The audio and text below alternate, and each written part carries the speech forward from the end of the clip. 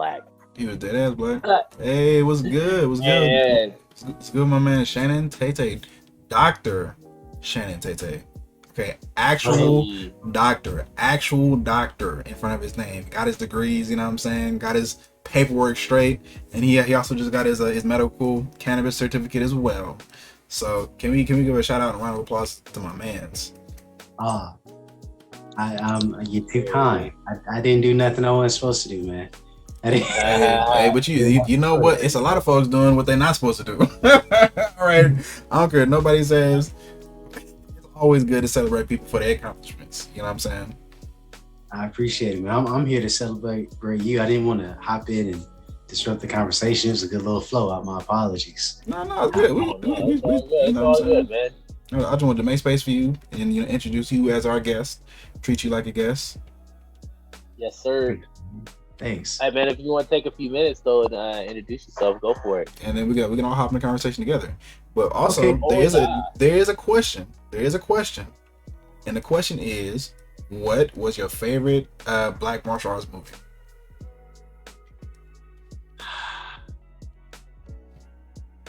movie?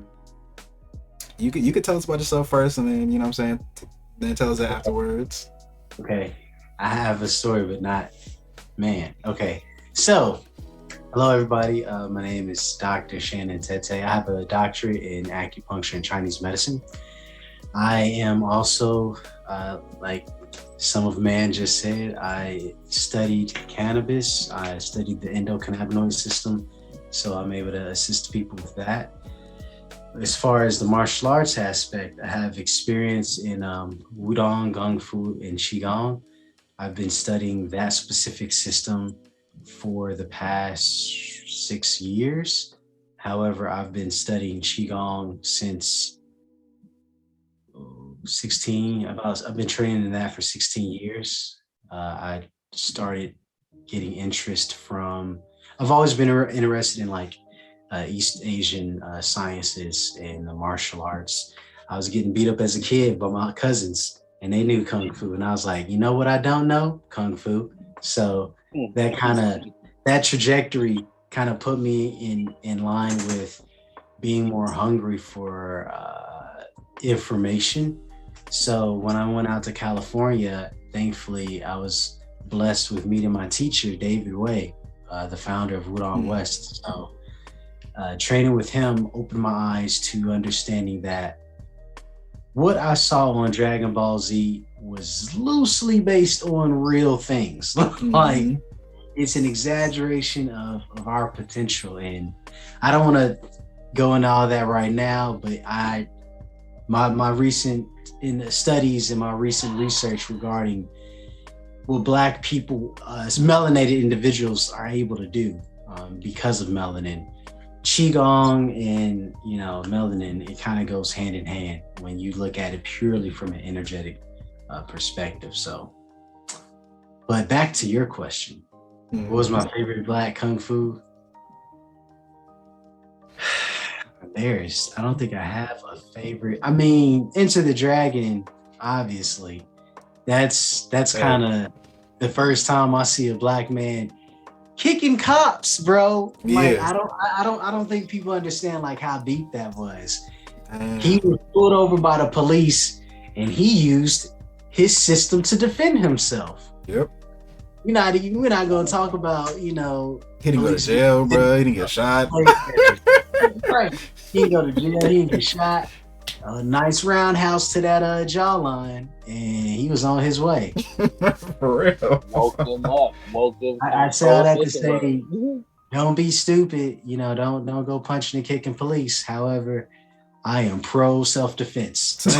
Same. I said, bro, if somebody trying to take my life out here in these streets, then you better help. That's all I'm saying. I don't know what nobody else going to do, but I ain't about to just lose my life out here. Yeah. Especially when I ain't done nothing for anybody to even think about taking my life. Period. Yeah. Nothing that can even warrant a thought like maybe I should take his life. Nothing like that. Okay. So self-defense, man. Self-defense. Yeah. Man, that's so crazy. No, I was just thinking, like, since we were talking about it earlier, or we were talking about Yosuke and stuff, in video games, they portray martial arts almost as I would say, as unexaggerated as you possibly can make it in a situation that doesn't need to make it exaggerated. Like, of course, when games are fighters, they get to, pump up the moves and whatnot. Def Jam Fight from New York, okay, is where I was going with that. That is a black game. That it is. Oh my and god, it's one of the best fighting games of all time, bro. Yes, the moves, the fighting, the crispness, just the beautifulness of it. It just makes you sit there and be like, they put drunken boxing in the shit, bro. They put drunken boxing in the shit.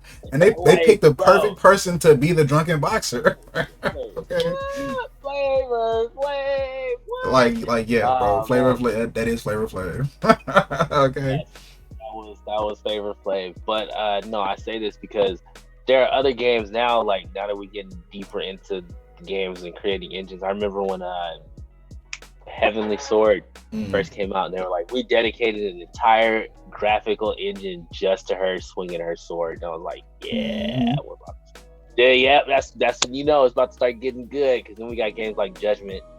If you haven't played Judgment, that game is great. The Bouncer, which was almost entirely about martial arts. God Hand, that game is also all about martial arts. If you've never played that, man, Beautiful Joe, Bayonetta, you get the Gauntlets, Devil May Cry, man, yeah, a lot of games from Japan focus heavily on hand-to-hand and unarmed combat. Ghost of Tsushima, if you haven't played that, you should check that out. Yeah, that's a nice one. That's a nice one. Just a couple off the top of my head. I'm like, man, that's right. Tons of representations of martial arts in video games, and most of them you get to make your own people. Yep, exactly. A lot of them you get to be a black character, and some of them have native black characters.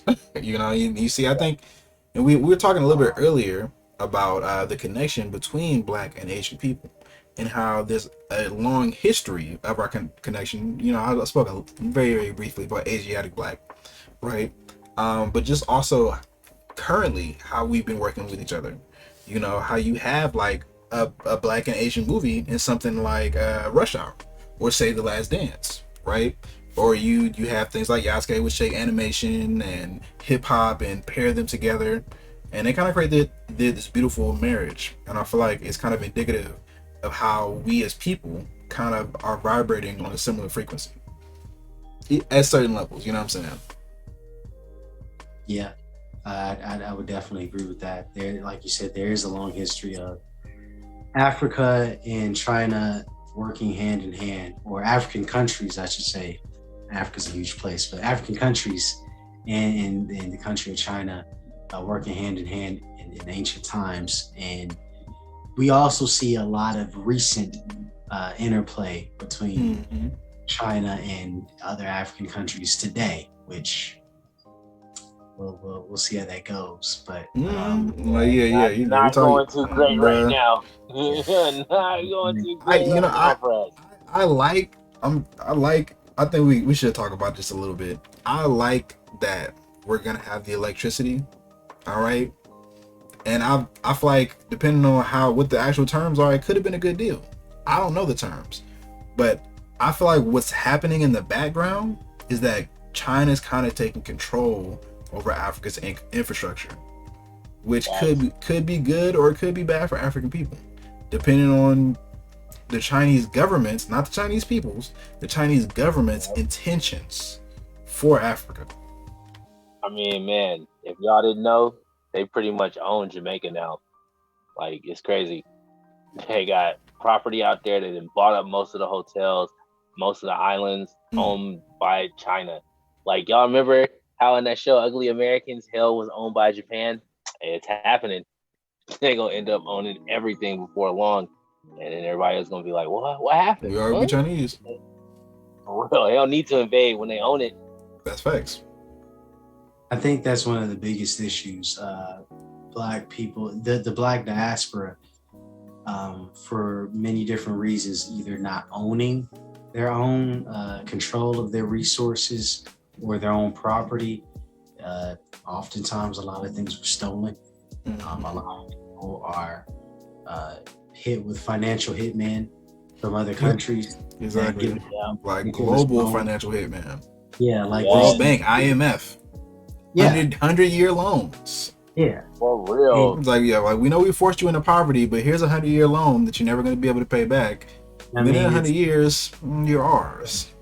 Right. It's unfortunate because we have the ingenuity, we have the know-how, we do not have the. I don't want to say cohesion, but the movement, because governments are a lot of African politicians. They're in European pockets, so we're constantly wondering, why would that happen? Why would they do that to their own people? I mean, it goes back to who's able to finance a specific agenda. Exactly, and that's the thing that we're really dealing with right here. You know, we don't always talk about it, but in my heart, we're dealing with an economic problem more than anything else. Because to me, they want to enslave us. They can't do it the way that they used to do it, so now they're doing it with the economy.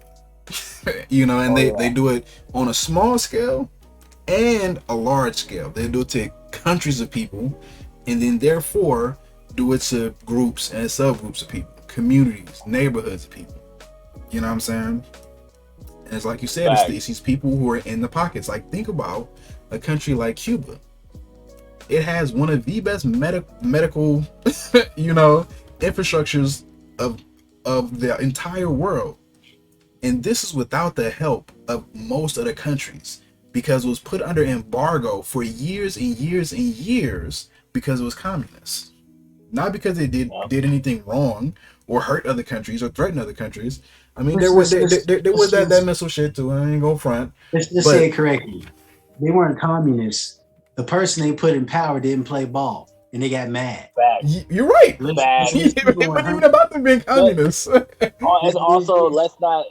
They was like, so we're not gonna trade with you. We're not gonna allow anybody to trade with you. That's a bullet. Castro didn't do what they wanted him to do, so he was an enemy.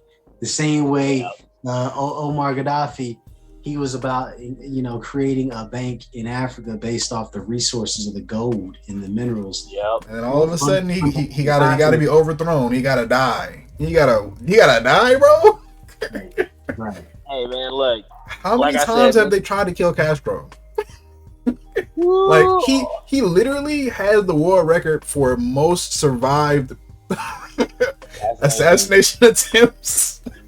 Like y'all hear those stories? It's like it's like nearly 100 times, bro. Nearly 100 times. It's fucking real. The shit is real, and that's a conversation that a lot of folks are not ready to have about the real reality, the real history, if you will, that's been going on in these countries and that's continuing to go on today. You know what I'm saying? That bars access for people. I'm just gonna say this right now because I tell this to my boy all the time. Communism wasn't that bad, and honestly, as a concept, communism isn't that bad. It's the people who took communism, Karl Marx and Lenin and Stalin and Kim Jong-un's dad, all those motherfuckers, like they fucked it up. Like they turned communism into what it is today, and that's sad because it started out as something really like good for the people because they were coming off of fucking kings and like emperors and shit. So like they have to do something, man. We like, what do you want? We want freedom for the people. That sounds like a good idea. I want that too. No, that's facts. And you know, that's a bigger conversation, right? It's communism, socialism, ism. Let's bring it back down a little bit smaller and talk about martial arts. Tetteh, do you want to tell us about the historical connection between African people and the martial arts? I'll tell you the parts that I know. That's all we can ask for. Not as well versed. I do know from other fellow Kung Fu family members who train. My brother Sheldon, I don't know if you know him. He teaches Shaolin out in Oakland, and he's been to China and he's been to the Shaolin temple. And there's a wall where there's a portrait, a huge mural of all these monks training. And in the mural, they're all black. Yeah. This is the old monks from many generations ago. There's stories of how Bodhidharma traveled to China from the West, on and off. So he was a dark-skinned individual who understood, observing nature gives a lot of clues to how to mimic or how to be in harmony with nature. So I don't so much know all the history, but I know a lot of the things. There's a lot of clues in China that have really close connections to Africa. Like we see the lions that they have, the lion dance. How many lions have you seen in China? Facts. Where are lions at? Africa. Oh, okay. Exactly. In China, they have tigers. Yeah. It's like we've had this connection for years, and I don't know what recently happened the last 100, 200 years or so, but this rift or this this disconnect between different melanated individuals is very unfortunate. I think that to get kind of back into what you were saying about the connection with martial arts or how Black people in like China or Africa and China are connected, I haven't done all the research, but my personal observation is that this is the closest thing that I can connect to regarding like African spiritualism in the system. We understand how elements in nature connect with the elements in the body. We understand how different aspects of the seasons will affect different aspects of the human form. There's many different African cultures and beliefs that deal with how you commune with nature, how well you connect with it. So that's kind of my concept or my understanding thus far. Between the two, people are saying the same thing. It's just different variations and different perspectives. But martial arts, came from Africa. There's different systems of movement, different systems of attacking, defending. The whole nine. And also just like movements of the body. Right. Yeah, but with movements of the body, I very much believe it's akin to body math. Yeah. If someone is punching me or if someone is trying to attack me, I'm not gonna think, oh no, I don't want to get hit. That's important. I'm looking at where the openings are, and it's mathematical equations. If you see a clavicle, you don't need that much to break it. If you have ear, you don't need that much to rip it off. If you have a jaw, it doesn't take that many pounds to break it. Like, well, how much effort? What number do I need? And then comes math equation. No, that's true. That's true.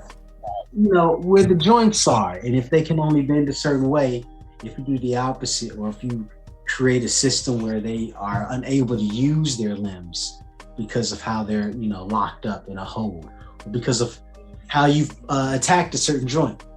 Now the nerves, or now the blood isn't circulating there as well. All these different things, all these different aspects can be attributed to how well does water flow, or how well does do crops grow if there's no water flowing there. How well does your life source regenerate itself if there's no blood circulation? Exactly. Or if there's poor circulation. So we have this connection between, making sure that our water flows so our crops can grow. We make sure that our water is flowing so that we can grow, and making sure that we understand that mirror. These are the underlying universal concepts or rules that all things abide by. Follow these rules of nature. We live a very long time. We have very strong physical ability because martial arts helps you connect with. When you have the body positions, it helps you connect with those different aspects. Exactly. And what I will say is that, once again, this man Tetteh, he taught me what I know about Chinese martial arts, Qi Gong, and Chinese medicine as well. So like we learned Qi Gong, and we also learned about Chinese medicine, and we learned a lot about the body and about the inner systems and the inner workings. And it's interesting that he talks about the connection of that in martial arts in Africa, right? Because I do a lot of studying on belief systems in Africa, right? And one of my favorite ones to go back to is the Medu Neter, one of the original belief systems in Kemet, which is now called Egypt, right? And this is the kind of learning that they talk about. They talk about understanding the physical world from a scientific and from a mathematical perspective, right? Which includes understanding your body from a scientific and mathematical perspective, right? And when you get into Chinese medicine, they talk about the same things. And you really get down to a science with your body. Like, literally, what are the chemicals that my body is creating? What chemicals can I add that are going to assist my body? What chemicals might my body be lacking? If I do this activity, I know that I'm going to burn these chemicals. How can I replenish that inside of my body? And the Medu Neter says the same kind of thing, and it talks about other kinds of knowledge, but the knowledge of self is one of the most important parts. And I think that Chinese medicine shares a lot of parallels with that. Oh yeah. Yeah, facts. Man, we talked about it. I'm over here like kind of stuck because I'm like, man, we talked about a lot. Yeah, we did. We did. And Amani Jaden says you're looking healthy and beardful. That's hilarious. Thank you. Yo, she used to be there. It's that time was actually crazy. Like we were really just out there in the world, in the streets, really doing Qigong, like a bunch of black people in the streets. I'm glad you brought that out. Specifically, a bunch of black people out there doing Qigong. I'm not gonna even make this story up. Remember the times people would be out there with the sun, with the mirror tinted glasses, watching us train with the camera. Yes. And if you got done, they get up and leave. Yeah. Yeah. Wasn't that super weird? It was. It was. Like one or two random people just in the cut. Just in the cuts, but before Oakland was all the way white, just some random white dudes. Just one or two random white people just out in the corner with high-powered cameras. High-powered cameras with tinted glasses, bro. I'm like, what the hell? And then they just leave, just wrap it up and leave, and we don't hear from them. They don't talk to us or nothing. But they were very attentive to what we were doing. And as soon as we closing circle, time to go, time to hit the dusty trail. I bring that up to say this. And I know I'm kind of hopping all over the place, but this kind of goes to like the whole Chinese medicine and martial arts, and how I specifically believe that it is imperative that all melanated people study some form of martial art or Qigong. It's not just the aspect of self-defense that many people know about with martial arts. It's the physical, it's the ability to internally regulate your own energetic system. You're more in tune with yourself when you understand that you're not just flesh and blood and bone, but you are a reflection of your own biomagnetic field. You are a reflection of how well you connect to the Earth's magnetic current. You are a connection at how well your lungs is able to draw in charged oxygen. All of those things when we're in a specific position or stance, what arms are open, what legs are open, what limbs, what blood vessels, what organs are positioned, so that you have not just good circulation of blood, but you have good digestion, you have good synovial fluid flow, you have good lymphatic fluid flow. You have all these things where you're able to draw in and emit energy correctly.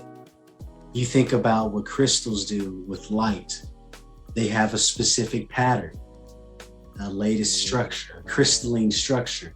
and that will have an effect on how well electrons can go in or out of those little holes in the layered structure. When we have our bodies well maintained, we have a lot of water, which too much water.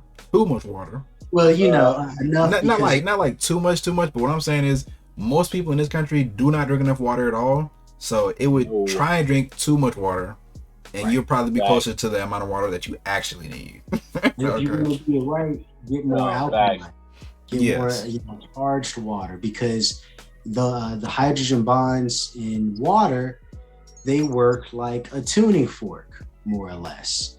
That the way they're lined up, they're able to hold energetic signatures. They're able to connect with specific frequencies.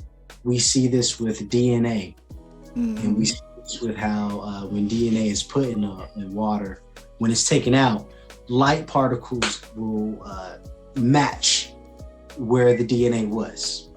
Like light is a copy of that. It's a whole lot of things that drinking water and melanin is good for. It works similar to like photosynthesis. No, that's true. That's true. When you drink water, you're pulling electrons out of that, and it works. It helps, it charges you. So no, that's true. That's true. And melanin works similar to like solar panels. It also helps. They are. Yes. It is. But energetic, the full electromagnetic spectrum. It absorbs the sunlight and then stores it as energy inside the cells. It absorbs sunlight. It absorbs frequency, vibration. Yeah, that's true. It absorbs a lot, and that's why Qigong, when you're able to absorb more efficiently, who may see melanin as a threat, which when you do the research, it definitely is. Yep. It definitely is. If you had a superconductor that works at room temperature, yeah, exactly. That's what they're looking for. That's why they're trying to make melanin. And my understanding of Qigong is you can increase what your body does as far as being a transducer for energy. And default. That's substantia nigra. That's what coats our nerves. That's why you don't see a lot of Black people with Parkinson's, because we have a lot of relatively more neuromelanin. What? But yeah, it's a lot of things that Kung Fu does for the human body, and it's not just punching and kicking, but that's what people. And I'm glad that you brought that up, because I talked about that a little bit earlier. And I was talking about Kung Fu and the heart of Kung Fu. And when you look at Kung Fu from a Chinese perspective, they don't think of Kung Fu necessarily as martial arts. You know what I'm saying? It's not like Kung Fu is not fighting. Kung Fu is the way of, and there can be a Kung Fu of many things, right? And it has to do with the body and the internal balance of it and knowing the balance. Well, Kung Fu, so it translates into skill developed through hard work over time. So if you're a parent, that's Kung Fu. You see how you wake up and you take care of your kid and you make sure that they're well clothed and fed and all that stuff. That's a Kung Fu. Having a job, whatever your job is. If I wash windows, or I make horseshoes, whatever skill you've developed over time. Is what Kung Fu is. So we see a lot of different systems of martial arts, but Kung Fu, the American concept, is this wandering warrior with a flute. That's Hollywood. Right. There's very esoteric things that people don't really know what he's saying, but it sounds deep, so we all agree. That's kind of what's happening right now with with spiritualism. Yeah, exactly. Oh my God, bro. I think I mentioned this to you. I think I mentioned this to you guys before on the show when I was like, the greatest infomercial product on earth. Do you know what it is? Would you believe what it is? I'll tell you. It's the Ginsu knife. And it's so crazy because it only sold like that because it was called Ginsu. It had absolutely nothing to do with Japan or katanas or anything like that. It was just a name that somebody put on a thing. Crazy stuff. Yep. I mean, marketing. I think we can't underestimate how powerful marketing is, because we pronounce it as marketing. What it really is human psychology. That's facts. Oh, facts. Straight up mind control. I just found out that recycling is bullshit. It was actually created by big oil to get people to buy more plastic. That's cold. Like, they playing us. Stop eating apples. They're gonna play us every turn, but we definitely should recycle. But what I will say is that the recycling goes to China. We don't even recycle. You can only recycle milk cartons and something else, aluminum. Aluminum you can use to burn energy, and milk cartons can actually be degraded and used again. But plastic that we see every day, like in cars and boats and bottles that we drink, that's indestructible, and you can only break that down once. You can only actually use it twice. I just watched the whole thing on the whole science of plastic, and it blew my mind. Like, I was like, what? Oh my God, we've been living a lie. And they created the little econ circle on the bottom of bottles to resemble the recycling symbol, when they in fact actually do not recycle, because it is cheaper to make a new bottle than it is to recycle a bottle. So in all reality, they don't want you to recycle because that would cost them money. So they need you to buy the product, but you can't buy the product because the bottle is indestructible. You see, the cycle continues upon itself. But I mentioned this though, right? Because you guys mentioned something about China and how they take martial arts so serious, and it's crazy to me because in 2017 in China they actually started a national rejuvenation, and they used Tai Chi as a center of this, right? And they said so they stopped feeding their people, they stopped giving them basic medicine, and they only started teaching Tai Chi classes, right? This is what caused the riots in Hong Kong, by the way. There was one guy, I love this guy, right? He is now a wanted criminal in China. I mentioned this dude before, and he went and he practiced martial arts, like basic MMA, right? He had been fighting for like 5 some odd years. He started challenging Tai Chi masters in China to fist fights. You guys seen this dude on the internet. I'm pretty sure you've seen him on the internet at least once. And he has defeated every single one of them, right, in battle, thus exposing not only the Chinese government, but also these people for misleading the people, and again, not giving them food, okay, and basic human necessities. All right. So like we said before, martial arts is great, but there are people who use it for evil, and that's not okay. And no one really knows that still is going on in China to this day. They are like really pushing this. Tai Chi is the end all be all. Like, go look it up. I'm not making this up. Like, it's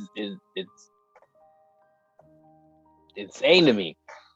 But it happens because, again, people don't take the time to, the government over there controls everything, right? From TV down to what you... Over there. That's funny. Yeah, over in China. Yeah, because we don't have a media blackout in America. Like, a lot of people we still that, control, we are. Just because they don't turn the TVs off don't mean that they're not turning the information off. Oh, hell, of course they are. If they wanted us to know, we know. Like, they tell us that, what was it? Abraham didn't send us back, not because he was all about freeing the slaves, but because it was going to cost him $26 million. Like, come on, bro. Of course. And also, did you guys know that the slavery industry in America was worth like $4.1 billion? Like, back in the day? Like, they were fighting against... Why? The North wasn't fighting against slavery. They was fighting against the economy. They're like, nah, bro, y'all getting too much money. I saw that Turner over there. And they're like, look, bro, we don't even got land over here to make farms. We're not doing this. Hey, man, I saw Nat Turner over there slinging them cottons, and I was like, nah, that's got to stop right now. That has to go today. Y'all done. Yeah, exactly. Oh yeah, and the slaves had their own martial arts too. Yeah. Crazy stuff. Capoeira. Yep. They had to, Whoop, they had to make it look whoop, like dancing. You know what Yes. what they Yes. were doing.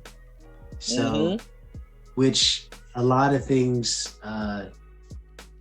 I mean, it's a lot of you know, I guess current day martial arts systems now. There's one boxing system out of prison. It's embarrassing. I think it's called the 37 blocks. Oh yeah. I know the one that they're talking about.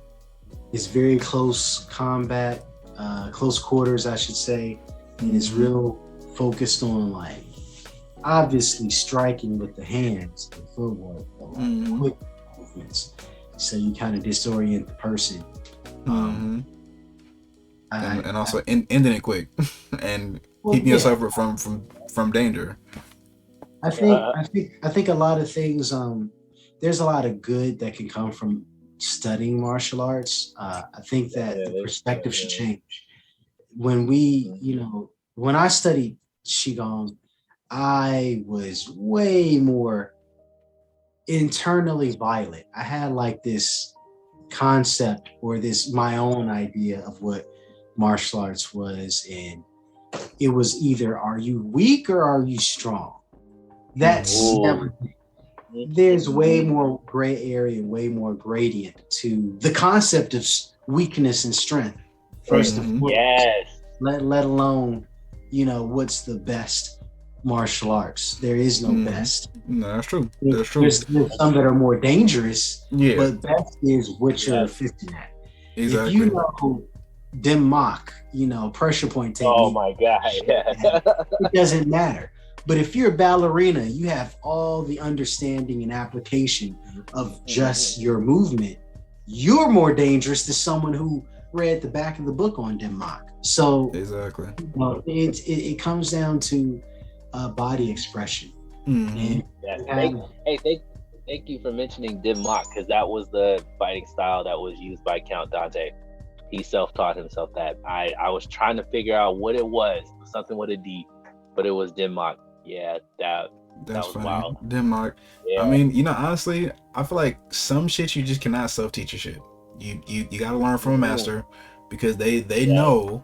And see, and the thing about martial arts especially is that a master is gonna know what the positions are supposed to look like, right? When you're looking at it on a video, or you're looking at it like on a book or a picture, you're only gonna get so much understanding of the movement and what the movement is even for. But when you have a master, they're able to observe you doing it and correct you. You know what I'm saying? Kind of like Tetteh did with us when he was teaching us Qigong. And for me, what was good about that is getting the understanding of how my own body works, right? And that allows me to take that knowledge and really work out in a way that's effective for me, and that builds the muscles that I need to build, and, takes care of my body the way it needs to be taken care of. I have a question for you then. Do you believe that through said training, it has made you a better fighter in fighting games, as you are able to read opponents better for thyself? Yes. Hey. Yes. And what's crazy, right, is I love fighting games. And I started doing exercises so that I could be better at fighting games. I like to exercise when I'm playing games, but I'm like, exercising actually helps me to play better, because I get to a point, and I don't know why, bro, I go so hard in this game, but I play against the hardest motherfuckers in the game. And these motherfuckers beat my ass, okay? And I get like tense. I'm like, oh my God. Okay, and so for me not to be tense, I work out. I stretch. I do the Qi Gong that I know, right? And then I also put in movements that my body needs, because I know that I'm sitting in this position for super long, and Tetteh has taught us a lot of stuff to stretch and flex the body the way that it needs to kind of counteract a little bit the position that I'm putting it in over a long period of time. And so I do these exercises. It helps me to calm down, but it also helps to strengthen my muscles, which makes it easier for me to do the mechanical elements of the thing. So not only am I helping my brain to be a little bit more clear and more focused, but I'm helping my muscles to be a little bit stronger as well. So when I want them to do the thing, they'll do it with 100% effectiveness and efficiency. I'd be gonna harm people. That should be crazy. Like, I'm really pushing myself to like get past the nerves and be calm. And I think that when it comes to being in a battle, right, especially or being some kind of like high level competition with somebody, that's what makes a difference. Skill can be the same, but if one person is better at keeping their nerves together, they're gonna win every time. You know, and martial arts at a high level teaches you how to have that kind of internal peace, I think. Yeah, so you just think about it. That's what happens. So I'm gonna go to my man's. He already know what it is. He got the Super Dragon Ball Super in the background. That's one of the reasons I got in Chinese medicine. Dragon Ball Z and the movie Kiss of the Dragon with Jet Li. If he ever sees, thank you, Jet Li. Yo, yes, yo. I was in the 10th grade. You changed my life, bro. You changed my life. Thank you, Mr. Lee. But anyway, I think that when you study martial art or any boxing or any sport or anything, the goal for any person who's a practitioner in athletics is to get in the zone, into your God mode, where it's not you thinking about what to do. You're just doing it. You're in that state of flow. It's just like you have full body integration. You don't have any miscommunication with your muscles. You don't have any misalignment with your posture. Everything about you is efficient as far as your alignment physically, how you're going to utilize every aspect of that coiling or that buildup of energy based off how your body's positioned. Plus, internally, all the chatter, all the background noise goes away. And that is. When you have that focus and when you have that physical integration, it's like having a really good relationship. We have really good communication. We have really good sex. We have really good understanding. You don't think about it. It's a flow. The same thing happens with our bodies, and it goes, we should question how well of a relationship do we have with ourselves. Man. If we were to date our body, would it work? Do we talk to do we pay attention to our bodies? Are we giving it the care it needs? Are we nourishing it, or are we just not being hungry? Because those are different things. Some people cannot be hungry and have a stomach full of plastic. Or nutrition. So, understanding not just who we are, but what we are, and living accordingly, it will definitely. Strength and focus is not something that you attain. It's a default. It's like, I hope I can drive. It's going to happen if you have gas in the car. You don't have to think about it. That's just how it works. Same thing. You don't have to power up. You're always connected. You have a phone plugged into the wall. You don't have to hope it works. That's when electrons are flowing, it's only electricity. That's it. That's facts. And that's why we got to really understand that our body is science. Okay? Everything in and about our body is a science. Right. And if you understand the science of your body and you understand the science of the world a little bit, then you can understand how those things play on each other. Like, you might understand that having more weight puts more pressure on your bones. It is not about how you feel or what you want. That's an actual fact. It's a scientific, physical fact. Okay, that's what's going to happen. And that strain on your bones could make them weaker when you get older. That's just how it is, right? However, what's also a fact is that you can strengthen the muscles around those bones to make it easier for them to hold that kind of weight. And again, what's also a fact is that when you're strengthening muscles, you should strengthen not only the muscle that you're targeting, but muscles that are around it, because they really need to be equally strengthened for them to work the most efficiently. Because if one muscle is stronger than the other, then that muscle is going to work harder than the others, which will further weaken the muscles, which creates imbalances in the body. You know, which will lead you to not being able to fight your best. Exactly. Something's going to be off, something's going to be wrong, and then you're going to wonder, you know, like, how did this happen?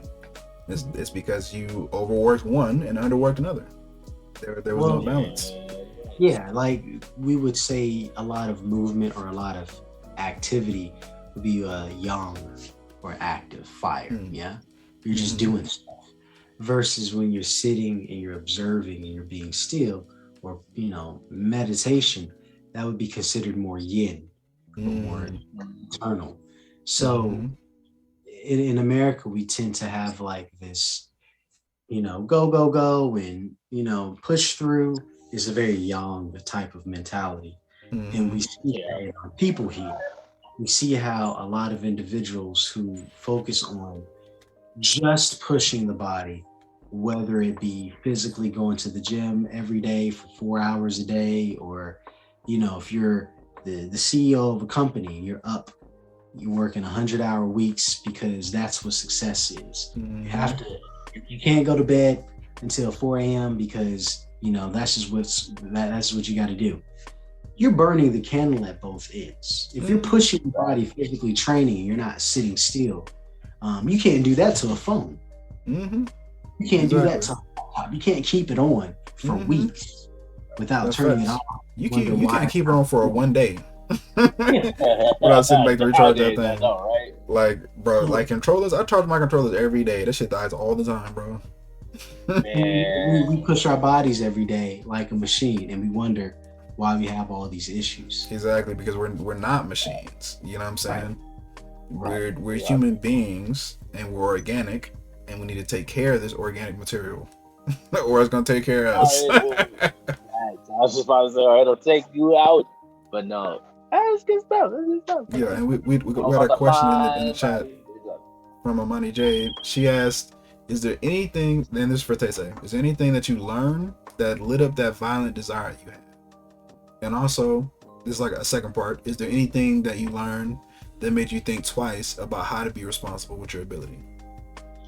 With my ability? Oh, that's so first part is what lit up the violence. Second part, what made you rethink? What made me violent? I'm a black man in America. Hey, right, I know, right? I mean, I grew up fighting. We grew up tackling each other. Like, we used to hurt each other all the time. We used to. That's my family. Like, yes. I was 3. I was 4. And we fighting each other. My 10-year-old, 11-year-old, 12-year-old cousins, like, yes, we bro. punch each other in the chest. That's our hard as hell.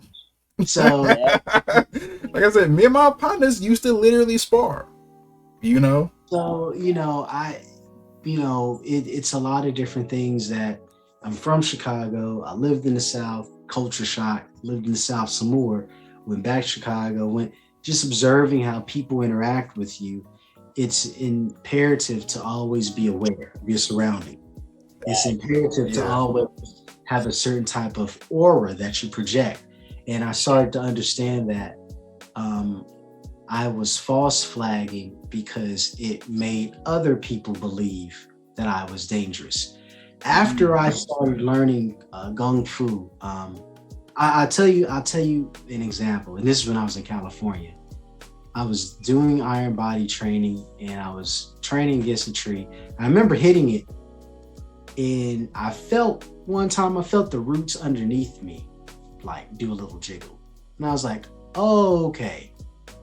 At that point, I understood, I'm doing these exercises, I'm doing these movements, but if you're proficient at it, arguing and having, a confrontation, it's not worth it. It's not, I punched this person in the face because, he said something I didn't like.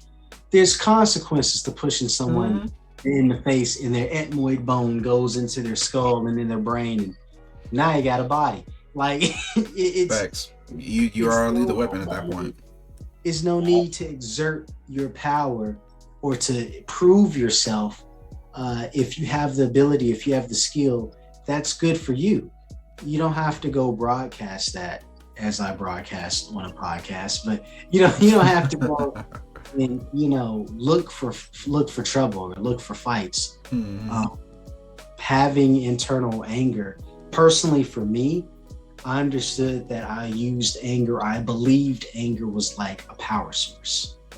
I thought if I'm always guarded, if I'm always, upset, I could guide it or, direct it as a weapon. And I realized later on that was incorrect. I was holding fire in my hands instead of leaving it in the fireplace. I was using all this energy to show strength, and it's not even about strength. It's about harmony, and strength is a default. It's like chairs hold any weight because it's the form, and therefore the function works. Versus, I'm going to function so well, but you have terrible form. So you're always utilizing way more energy than you store because you're trying to always do something versus become or be something. It's between searching for energy versus being the antenna. It comes to you. So it's a difference. Yeah. Hopefully that answers the question. I don't know. But I think that answered multiple questions. Yeah, that was a good one. My life just became 10 times more clear. But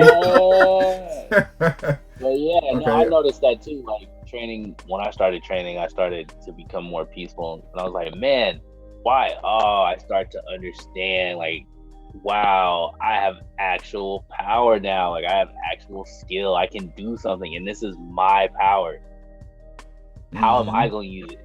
Like now I have the power to use the power as I see fit. Like the one headband. Hey, facts. Personally, I still love fighting games. Made it easy not to be fighting people on the streets. But I don't know. A lot of folks tell me I got a calm demeanor. I'm pretty sure. I'm just like, most of the stuff is not even worth fighting about because I spent so much time fighting earlier. I'm like, I know what's gonna happen. Like if I get into a situation where I actually have to fight for my life, I'm not fucking around with nobody in the street. And I don't want to do that to somebody else. I don't want to have to go there because it's not worth it. I think one thing that personally for me, Kung Fu helped me with observation and perspective. Hell yeah. If I have to focus on my own body alignment, I have to focus on my own internal awareness, it's a lot easier for me to observe other people. I'm still, when I'm in my place of, the more still you are, the more movement you observe. That makes sense. It's like if you're still enough, the clouds will start to look fast when they go by. Some people can even see plants grow when they go really, really into it. So the concept, and this is my experience, being able to observe, the train wreck before it becomes a train wreck is that's the highest Kung Fu. That's the fighting without fighting. If you can observe, this is going to be a problem, or I see how this could be dangerous. Instead of going down this alley and fighting these three people, I could not go down the alley. I could, instead of how am I going to block this person, I could not be in a situation where fists would be involved. Exactly. It's okay to say, I'm sorry, or you got it, or you right, because who benefits? Nobody. If you win, great. If you lose, what would you learn? Nothing. You might be able to come back from a mistake. You might not. So exactly. There's a game, because you guys are talking about video games. There's one I'm buying it. It's called Sifu. I'm excited for that one. Yes. I'm excited for that one. So that pretty much the concept of you gain wisdom through losing. You gain skill set through going through the same situation over and over again. The older we get, we tend to forget The only way that you get good at something is repetition. The only way any of us can write our names is because we repeated those alphabets in that order over and over and over again. And now we can write in manuscript or cursive or whatever. But, you know, when you're starting off, you have to do the same thing. The same thing with fighting in like emotional control. You can get the punching and the kicking right, but if on the inside you're not stable, that's not good. You're giving a 2-year-old an AK-47. So, you know, being aware of that is how you live a long time. That's how you live a long time. Look at Vegeta. Since we talking about Dragon Ball Z, look at Vegeta. This man is a Saiyan elite, the prince of all Saiyans, probably one of the most arrogant characters in all of anime history. But when he is fighting, before he gets to that level where it's like, all right, I'm gonna have to really wreck you. The rage is taking over. Vegeta's a pretty competent fighter. Just that he lacks that emotional control. I mean, in the universe, in the new like tournament arc, he finally kind of got a cap on that, I guess you can say. But like, yeah, I think Vegeta's kind of badass, bro. Vegeta's like the calmest nigga on the earth when he's fighting. Like, he might talk some shit to you, but he'll fuck your ass up. Do you remember what he did to the Bora? What he did to Android 20, bro? Like, that was some cold, calculated ass shit, bro. he wasn't like, ah! He was just like, bro, I don't know if you know, but I'm Vegeta. Give me worms. I'm about to just end your fucking life. I was like, damn Vegeta. And when he went Majin Vegeta and fought Goku, bro, he was heated. I saw that meme. Have you seen the meme where Goku was standing over him in Gen 3 and he was like, come on, Vegeta, do you think a tattoo on your forehead was really gonna make you stronger? Like, think, Vegeta, think. It was like, oh, painful. Yo, I'm gonna keep it real, bro. I think Majin Vegeta beat Goku. What planet are you on? What fight did you go to? We'll watch the YouTube after this. We'll watch it after this. What fight did you go to? We'll watch it, but we got a follow-up question. Goku was holding back so hard. That's what they say. That's what they say. That's what they say. Goku's always holding back. So, have you ever competed in fighting? And do you have any fight stories? And I just have a quick question. Did y'all ever play open chess or go body shots in a bathroom? Of course. Yeah, I mean, is it just a Bay Area thing? Like, sometimes you have a problem with somebody, sometimes you don't have a problem with somebody, and then it's like, you know what? Let's go body shots. And then you and 6 of your homies go in the bathroom and just just go. Hey man, ain't nobody crying, bro. It's body shots. Ain't nobody crying, bro. You can take that up. I don't know why we did that, bro. So that was our solving problem right there. That was some straight up Lord of the Flies shit right there, bro. Like, yo, man, all right, man. You know what? It's like, oh, you got a problem, bro? You trying to go body shots? You had to try, bro. You guys to go. Oh my god, bro. Tell you. Have you ever gone body shots? Is it just a Bay Area thing? No. I mean, we used to play the game, was it BB bushes and stuff like that? BB bushes? What is that? Oh yeah, like if you say a word with the letter B, you get hit in the chest. Oh yeah, open chest. I say open chest, but open chest is like they gonna sock you anytime your chest is open. You gotta be. Oh yeah, that. Like we used to walk around with the X, backpack strap, and you'd be like, "What the hell is wrong with you, man?" It's like, bro, open chest, like, what's wrong with you? Why your chest so open? Oh my goodness, guys, man, we over there looking like them girls from the old '80s TV shows. Oh yeah, no, you hold your books like that for, bro. What you mean, man, bro? We had open chest and we had open chin, bro. Oh my god, that was stupid. Dumb. Everybody walk around like this, their head down. You know, cover your chest and your head at the same time. That's crazy. Y'all see? So what you saying to me is that y'all never went body shots in the bathroom? Like, why is that going back to the thing though, bro? Like, damn. That was real though. It was, Dice bro. In the bathroom. Yes. Dice in the bathroom, body Yep. shots, everything. Man, Dice the and boys' bathroom. it was going down. Hella, It was really going hella down, bro. snitching. Hella, I know. hella dry I snitching know. right now. Somebody walk in the bathroom. Hey, bro. Oh, We're all in the shit. bathroom. Why other people in the bathroom? No, bro. Like, bro, get out of here. We heard that shit on Black Man Meat. Y'all niggas be in the bathrooms now. What? Doing body shots. I don't know if they still do that, bro. That's crazy. I never thought about that as a thing. It was so normal that you just go body shots.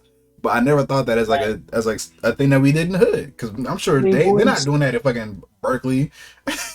You know, maybe like Berkeley High, but not the white Berkeley. they're not going body shots. They were like, I'm gonna play you in chess, sir, to see who is the better chess master. It's like, hey, bro, you stole my shoe. Let's go body shots. Like, hey, man, I'm faster than you, but I bet you ain't gonna go body shots though. It was crazy. Oh, it was fun. God. It was hilarious. Yeah. Children, boy, we were not smart. No, we weren't. No, we weren't. We just really fight stories. Do you have any fight stories, Tetteh? And have you ever competed? I've never competed. No. Okay. Do I have fight stories? Yes. Hey. I got in a fight one time in 9th grade, 10th grade with 3 boys. It was, I don't know if it was a setup for me or for somebody else. They hit a kid that was next to me. And then they hit me. And I just saw red and flew across and choked that one kid. And 2 other dudes was hitting me on my back. Felt like it was pitter patter. And I was like, like little things like that help me understand the general populace are not trained in physical combat. They feel a lot of things, but they don't have any real way to express that with their fists and their feet. I don't tend to fight. I don't like to fight. I shouldn't say that. I don't think it's good. Like, I used to walk around Chicago and I would look at people's body, like just posture in their positions, and I would just see where they would have limps or where they would have any muscles that were weaker or that were tighter, just by how they would stand, or just by the way they would walk, their gait, or how they would hold themselves and they would, you know, be next to a door or whatever. A lot of information you would get from just looking at people. And it was easy to see what areas would be the point to hit to kind of break them down. The more I got into martial arts, the less, like, I don't look at people like that anymore. I have a deeper appreciation for like human form in the body. And if I ever had to do anything like that, which I don't want to, it's not I won this fight. It's, I'm going to go see my family and they're going to find, like, it's not I don't believe in fighting people because it's no point.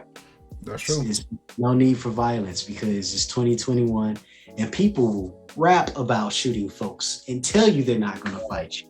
So we have a generation of people who martial arts is only a Smash Brothers skill. That's not something that people do in real life unless they do it in real life. But that's true. You know, that's true. The majority. Oh yeah, I'll give you that. It's no point in putting myself in a situation where I have to stroke my own ego. Thanks. I'm not that important. For real. And it's not gonna help you at the end of the day. You know, and we're talking about it a little bit earlier, and I was saying, like, martial arts, the way that it used to be practiced, and Kung Fu specifically, the way that it used to be practiced in China, it just cannot exist today in the same way. You know, and it's a long history of how that transformed from the old style into the modern day style that they have today, right? And then into the global phenomenon, and, you know, into the current state of martial arts. But for me, the most important part, and why I like Qi Gong, especially as a martial art, is that it's more about understanding the body than it is about fighting somebody. You know what I'm saying? And it's like, if I wanted to learn how to fight, I might learn how to box, I might learn MMA, but for me, it's more important to learn how my body works and learn practical techniques for strengthening my body than it is for me to learn how to fight somebody, how to strike somebody, where to strike somebody. You know what I'm saying?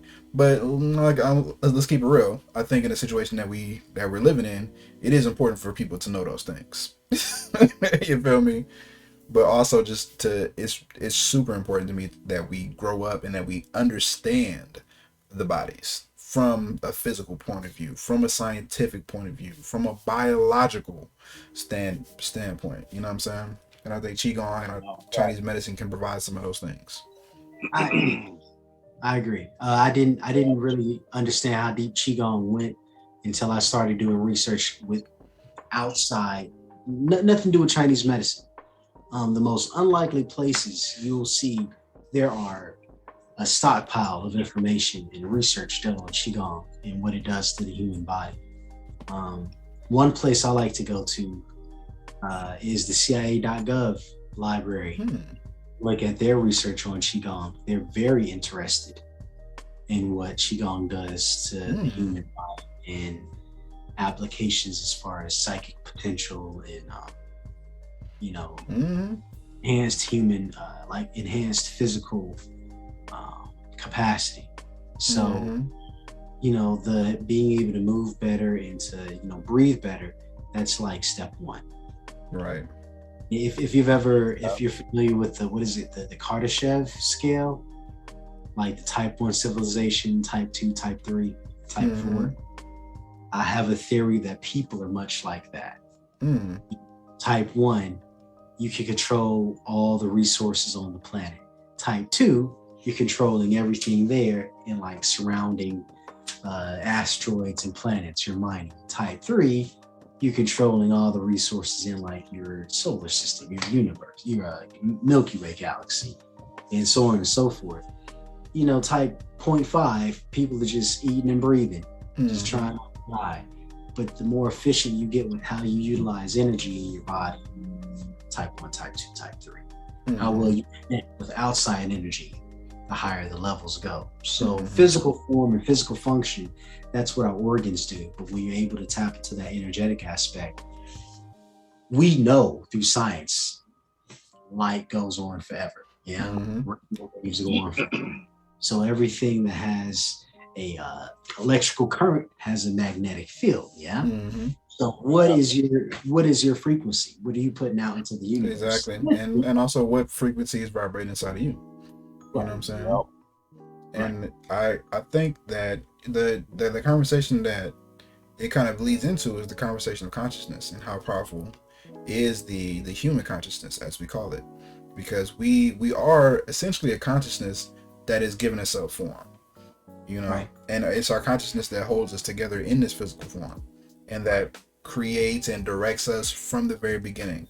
And again, when you go back to the science of us and the science of the world and the way things work, we're literally like sound vibrations made solid, like literally. And there's vibrations all over the world, and there's a difference between some kind of like transient vibration that vibrates because of some other cause or effect, and us as a vibration, right, that has a presence and that has like a self-directedness about it, right, and that has like guided impacts. Like we can literally do things that have projected outcomes.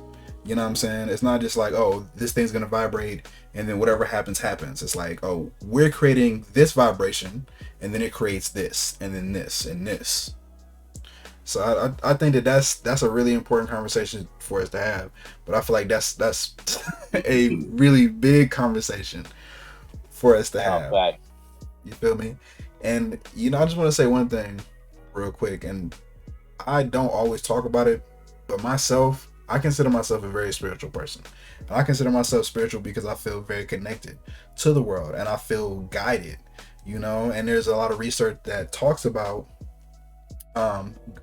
giving out energy to the world and the world giving you back energy and like creating change just by how you how you express yourself and the kind of thoughts you have, right? And I think about that, and really to me at a certain point that's what it comes down to, is that energy. You know, you got this physical body, you got to take care of that physical body, but that energy, when we're connected to it, that transcends us, you know, in my experience. And I think that we all have the capacity, especially the melanated folks, to tap into that. And that's that kind of like Zen state or flow state that people get into. And it just comes down to like doing the work with your physical body to prime you for that position and prime you to be that kind of receptor for this electromagnetic energy impulse that lives all around us. Right. Now you're right. If your antenna isn't good, you're not going to pick up no radio stations. So a lot of people, they really, really, really want that XFM, but the antenna, it don't work. Mm-hmm. So you know, making sure that we enhance the physical form through movement. Through exactly. You know, you got to take care of the spaceship that you're riding in. Just like you don't put the right gas in your car, it's not gonna run. Right. Now, at least it's not gonna run good. Right. Not just the physical aspect, but the mental aspect too. Mm-hmm. That is very important. What happened with this whole COVID that's still happening, lest we forget. The concept of the conversation of mental health became way more prevalent because people no longer had their external, secular distractions. Right. People who had demons before COVID-19 was a thing, they were stuck to address those demons for a year. For a year. People were stuck at home like, I realize I hate my family. Or I realize I really don't like my kids, or I really don't like my husband, or why am I still here? I need to leave. It's just stagnant. And they, a lot of people who started to realize that their coping mechanisms didn't work. Mm-hmm. Yep. They were all a very expensive, a very lucrative distraction called your job. So a lot of people, they start to realize I have the ability to make physical finances happen, but mentally and spiritually, I'm not able to do anything. I have no skills. I can't address this internal turmoil. But I can, and emotionally. Oh, most definitely. A lot of people, they, if they get stressed out, what do? I would just work overtime so I don't have to go home. Mm-hmm. Mm-hmm.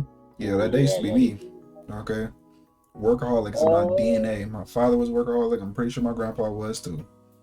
Okay, but we only do what we're taught, and if our teacher is showing us a man does this, a man is long incarnate. Your job is to do stuff. So that's what we did for years until we realized we're burning through our resources and we're not refreshing. Refreshing. That's so crazy you mentioned that, because I just read something the other day where it was like they want people to come back to work, but they're not willing to pay people what they're worth because, again, like you said, the workforce had a whole year to sit at home and realize, wait, I can ask them for more money. Mm-hmm. Well, I mean, this is. I'm sorry. Go ahead. My apologies. I didn't see you. No, I was just gonna say to piggyback on your point though. Like you said, mental health did become a big thing this year. Like a lot of people, like you said, had to really address. Oh man, maybe just maybe I am the problem and not, everything else. Maybe I wasn't going to buy 7 bottles of Coke because I hate myself. Maybe I was doing it because, I really don't like Jennifer. Maybe I should say that, like that. We had a lot of that. So that was cool. But we also had it on the other side, and that was sad. And, RIP to all the people who unfortunately are not going to be able to see 21 or 22, I should say. Hell, we didn't see 21 for that matter, because 20 was so terrible. Mm-hmm. Damn, it's crazy. Think about that. We are 2 months away from a new year.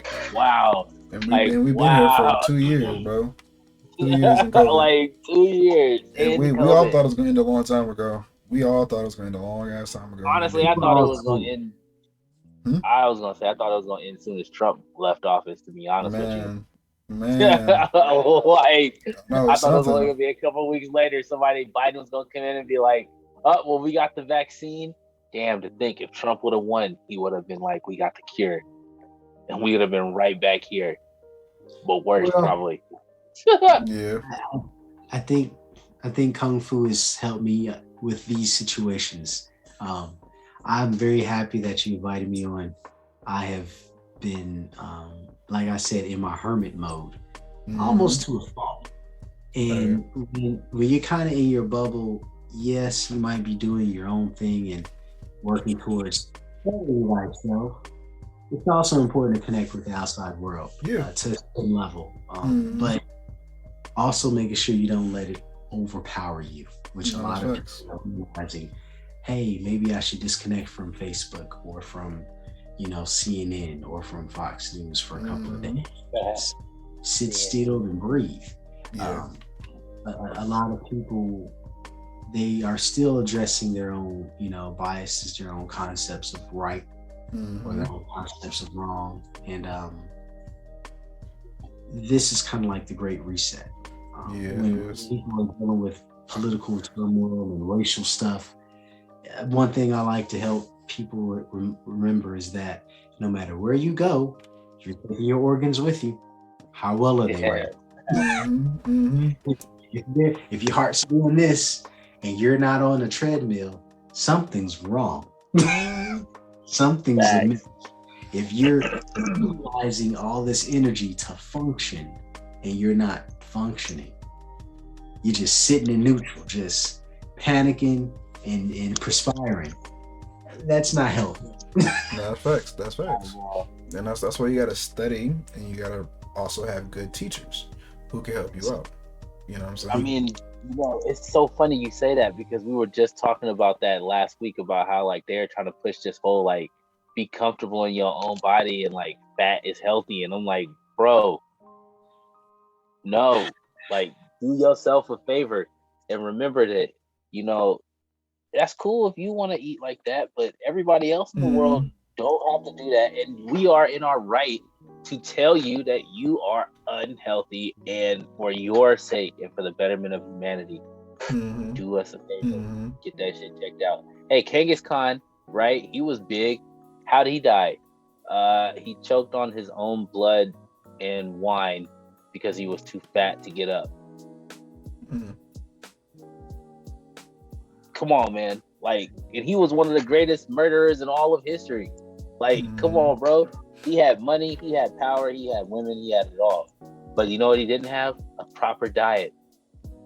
He suffered. That's what he didn't have. Yeah, discipline. I think that's really important. And some of us, I feel like, are naturally a little bit stockier than others, and it's more about being healthy than anything else. And like, I'm not gonna get into like fat positivity and all that kind of stuff. Body positivity. I think body positivity is important no matter what your body looks like. But also, we should lead a more active life because it's better for our bodies. When our bodies are active and our muscles are, being used, everything else functions better. And when they're not being used, and things start to go wrong. That's just how it is. Like I said earlier, more weight on your bones means that your bones start to strain, which means your bones could have little cracks that come up in them. They can splinter, and it will be very bad for you when you get old. Bones work like a living crystal. There's a principle called Wolff's Law, where the more weight you have on your bones, they actually will create. They're piezoelectric. They create this electrical current, which tells your cells that make more bone, called osteoblast, hey, wake up, build more bone, because it's a whole lot of pressure happening. So they wake up and they go and they create more bone and have that latest, the bone matrix a lot denser. However, having a lot of weight and losing a lot of weight real fast or gaining a lot real quick. We've seen this in pregnant women, how they get bone spurs. Because 9 months or 10 months in human lifespan, it's not a large amount of time, but you transform and you gain more weight because you're two people in one. So you could be more prone to creating more bone or creating more support. And because it happens so quickly, you get bony spurs and things like that. As far as fragile bones, if you got soft bones, nigga, you just got soft bones. Like, don't know. But the thing that the weight is more of a problem is on your organs. You still have to lift your body. Your heart still has to pump blood. Extremity. Your liver still has to process all the things you've been taking in. Your intestine still has to clear out everything that's stuck in there.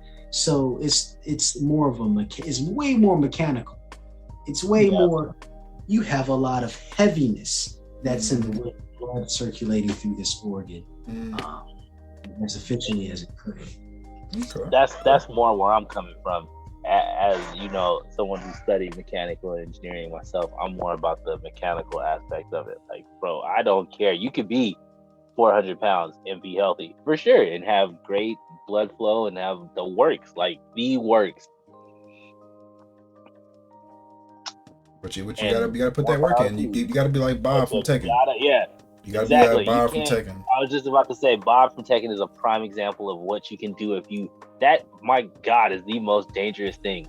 I think we all talk about this in fighting. Is a big guy that can move. Jesus Christ. That's Potemkin. Yeah. Speaking of martial arts again, big guys that can move and carry their weight properly and like actually know what they're doing. Just look at super heavyweights in the UFC. That is a big dude that knows what he's doing. Scary, terrifying. Think Mark Hunt, fighting Mark Hunt. Nope. Or like Brock Lesnar. Brock Lesnar in his prime. So it's a nasty dude, bro. He is not a freaking game, bro. Shit, Chris Pratt from The Office, right, would be able to really work you, okay? Because Chris Pratt is a big dude, and Andy weighed like what, 290 in that show? Like, he worked out like not at all, but if he would have actually tried, he'd be a beast. That's crazy. And you know, he actually has worked out a lot since he's got into the look at Marvel roles. Yeah, exactly. Because they have to. They have to. But it's that time. We did go a little bit over, which is cool, which I wanted to. We started a little late. Yeah, we started a little bit late. It's perfect. We're wrapping it up right now. So we'll do our last words each. And the last question is, are you teaching anything online or in person currently? Yes, to both. For those who are interested, I am located in Southside Chicago right now, Hyde Park area. I am teaching classes currently every Tuesday outside, 4:30 to 6 p.m. That time will change because seasons and light. But I also have my school Wudong West. So I've been teaching Dragon Claw classes. That's the skill set that my teachers give me the blessing to specialize in and to go teach. So I will be teaching a lot more.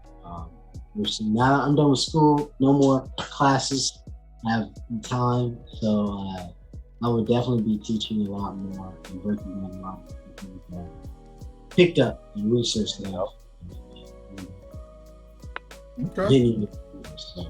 Yeah, I'm all right. Look, I'm interested too. My website is still getting revamped, but it's goldenpalmandneedle.com. That should launch 100% new November 14th, 2015. Golden Palm and Needle.com? Goldenpalmandneedle.com? Yes. So I make websites, right? Oh, I have someone making my website. Okay, It's, cool. it's literally it's being revamped now. Like they're just putting everything together. Cool. Well, if you ever need some extra support, let me know. Thank you. I will. Just wanted to go ahead and offer them to you. You know what I'm saying? As a friend of mine, as a brother. You know what I'm saying? Definitely. But whenever I'm back in Cali, I would definitely like to show you guys at the lake. Of course. Take it back. Bring it back old school. Yeah, that's it for me right now. I will do more teaching and more and more media. I'm kind of getting out of my hermit mode.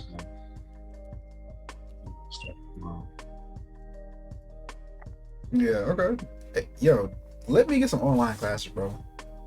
Let me get some online classes, please. So I'm developing a 10-week course that deals with managing stress and anxiety, and it focuses on the connection between the organs and the emotions that each organ is connected to. Because we tend to deal with stress in a very mental, like, oh, what did I do wrong? Versus anger is showing me that my liver is doing a lot of stuff right now.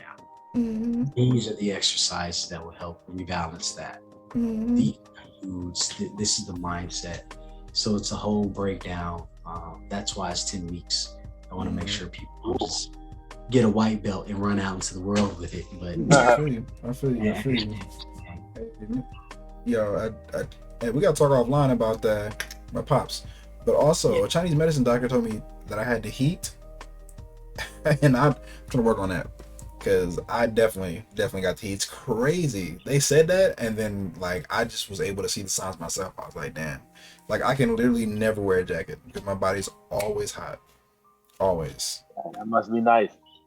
I mean, it's a blessing and a curse. It's a blessing and a curse.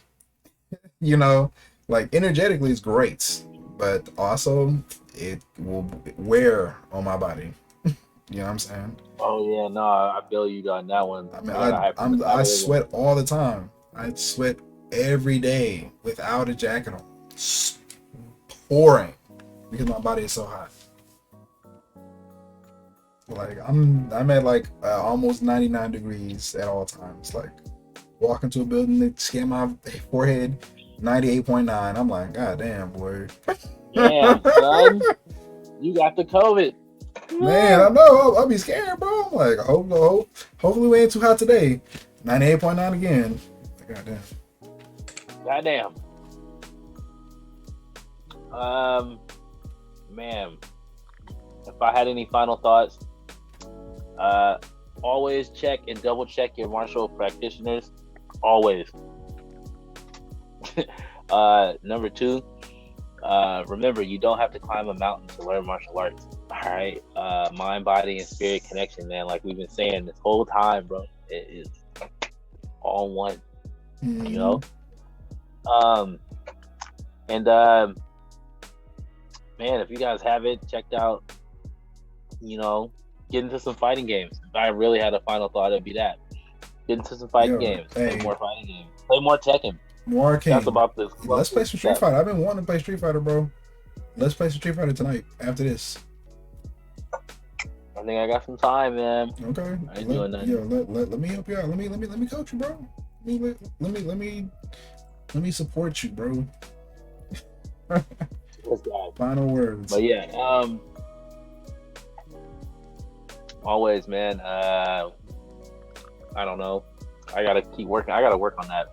I gotta figure out some. I'm gonna figure out some really cool like catchphrases. I'm gonna use them on the next episode. I feel it, man. So yeah, my final words is follow my man Tetteh. Follow him, bro, because he knows what's up. Oh yeah. One of my teachers. I'm a student, bro. I'm no master, nothing. I'm still learning. Yeah, that's what a true master will tell you. I know, right? A sign of true humbleness. Okay. All I'm saying is this man is the gateway, and the fact that he has teachers who are connected, and he continues to keep that connection, that's a good sign. You know what I'm saying? Hell yeah. That's all I'm saying, bro. Because you got all of these people who will say a lot of stuff about a lot of stuff, and they ain't got no connections and no ties to nothing to nobody. So nobody know them nowhere. Okay. I'm like, Well, bro, no one hit knockout. bro, you ain't got the depth of tap water. you ain't got the depth of a bottle cap, bro. Like, how can I trust you when it comes to martial arts?